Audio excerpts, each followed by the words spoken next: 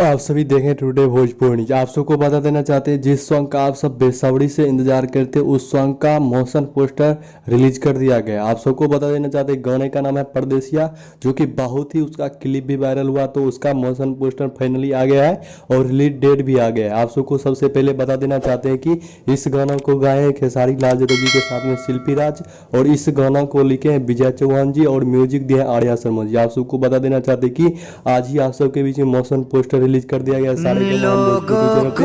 तो आप सबको बता देना चाहते हैं कि फाइनली आप सबके बीच में इसका पहले टीजर आएगा, उसके बाद आप सबके बीच में 18 तारीख को फुल वीडियो सॉन्ग रिलीज कर दिया जाएगा सारे जवान भोजपुरी चैनल पे। तो हम फिर मिलते हैं आप सबसे एक नए वीडियो में। तो चैनल को सब्सक्राइब करिए, वीडियो को लाइक करिए, वीडियो को ज़्यादा शेयर करके खेसारी लाल जी के सभी फैंस तक पहुंचाइए। फिर मिलते हैं नए वीडियो में नए अपडेट के साथ, तब तक के लिए जय हिंद।